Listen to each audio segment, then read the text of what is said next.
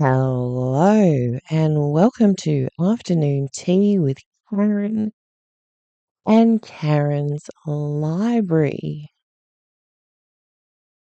What summarizes it is this protest today. It is the crowds that have come out, the actions, the vigils, the relentlessness of a community that has said enough is enough, not on our watch.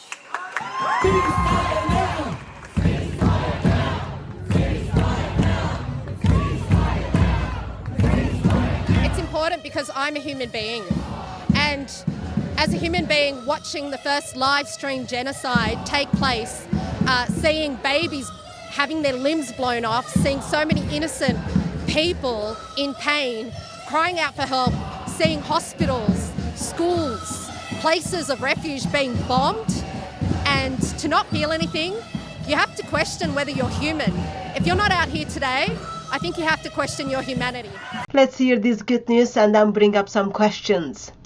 A Yazidi woman kidnapped by ISIS as a child 10 years ago, freed from Gaza captivity. Well, headline is a little bit misleading because actually she was freed from Hamas, not Gaza, Hamas. Hostage forced to marry terrorist at age 11 returns home to Iraq after difficult joint rescue operation. She's not being freed. She's being rescued. A Yazidi woman who was kidnapped by Islamic State as a child before being sent to Hamas in Gaza has been rescued after more than a decade in captivity. Fazia Amin Sido was just 11 when she was forced to marry a Palestinian ISIS fighter before being trafficked to Gaza, where she faced repeated torture. Miss Sido, originally from Iraq, is now 21 and returned home this week after escaping from Gaza in operation involving the US, Jordan, and Iraq. As a child, 11 years old girl, she was kidnapped by ISIS. Do you remember those images where ISIS went into the Yazidi villages and took approximately 7,000 Yazidi women? They murdered the elderlies, and the ones looked like, oh yeah, we can make money from them or we can use them as sex slaves. They kept them. Remember the marketplace where we've seen in ISIS magazines? Price of a Yazidi girl. If she was virgin, it was expensive. We are turning to another story out of the Gaza Strip, something that is really just remarkable. A 21-year-old Yazidi woman has been rescued from the Gaza Strip, where she had been held captive by Hamas for years after being trafficked by ISIS. Fazia Amin Sido was freed this week in an operation coordinated between Israel, the U.S., and other international actors. Just some background here. The Yazidis are an ethno-religious minority, and in 2014, the Islamic State group overran the Yazidi community in northern Iraq, enslaving thousands of girls and women. Now, Fazia, who you've been seeing in these pictures here, says that she was initially kidnapped by ISIS when she was 11 years old and then sold off to a Gazan man affiliated with Hamas. She was then trafficked to different locations across several countries, including Syria, Turkey, and Egypt, before being taken into the Gaza Strip. And following her rescue, as you can see this video right here, she has now been reunited with her family in Iraq. Well, joining us now is Yazidi rights activist and philanthropist Steve Maman, who has been nicknamed the Jewish Schindler by some for his actions to free Yazidi women from captivity. So, Steve, first of all, tell us how you heard about Fawzia's story. Well, Fazia's family contacted me in around November 2023. She had made a statement, a video to Ruda News, and her family had seen her on TV, and they realized she was alive 10 years after she had been taken away hostage by ISIS. They figured that Steve Maman was a Jewish name that they knew because we've been very active around the Yazidi communities for 10 years. And they contacted me through somebody here in Canada. asking me to intervene and help her get out of Gaza and come back home to Sinjar Mountain in Kurdistan. Wow.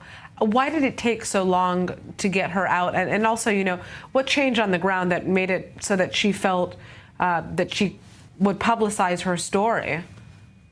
Our first problem was that she didn't have any documentation in order to travel anywhere. She had been taken at the age of 11 years old without any ID. She was kidnapped. How do you prepare a passport or a travel document for such a person who's in Gaza while she's a citizen of the state of Iraq? It was very difficult and complex. We succeeded at securing a passport in absentia, a one-way laissez-passer to Jordan. And this is what we used in order to get her into Jordan with the help of the American forces and Israeli IDF as well.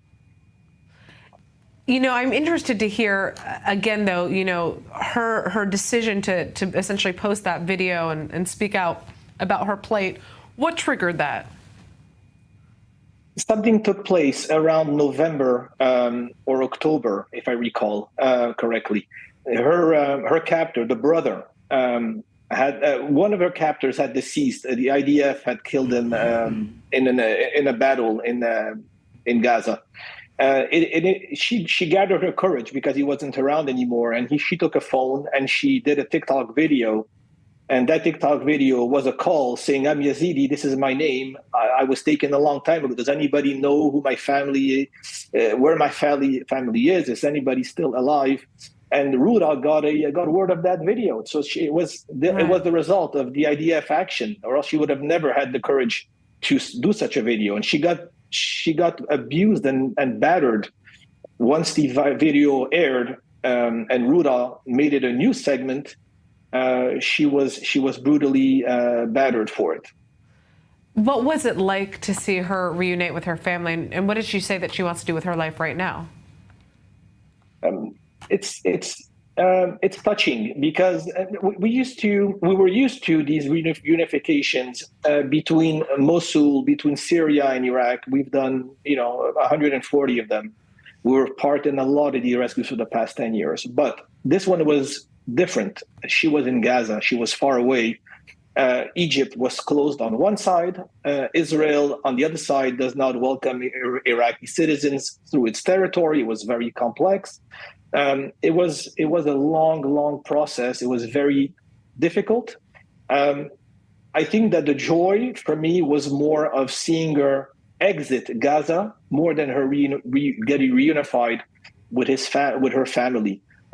It was a difficult, tedious process. I have to say it. How many Yazidi women are still in captivity almost a decade after ISIS started massacring these Yazidi communities? And do you suspect that there are possibly more Yazidi women in Gaza? We haven't heard that there are other Yazidis currently in Gaza. We did hear from Father Debois out of France, who's been working and with the Yazidi community, the women that were released, that he has testimony of numerous women who were taken by Hamas fighters who went to fight for ISIS. So she's not an isolated case. It is now, I think, proven, and there's testimony to back this up. It's Hamas. We used to try to equal Hamas to ISIS. And I believe strongly that Hamas has done far worse than ISIS on October 7th. ISIS murdered people and moved on.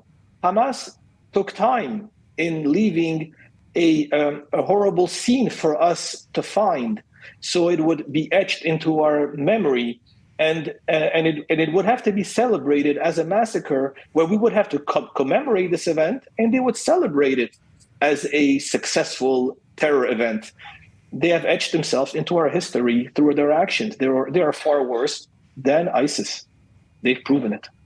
All right, Steve Maman, thank you so much for joining us. Really just such a heartwarming story, a ray of light in all of the hard news that we've been covering. And obviously we're thinking about Fazia and hoping that she's able to recover to the best of her ability following everything that she's endured. Thank you again. That will do. See you later. Bye.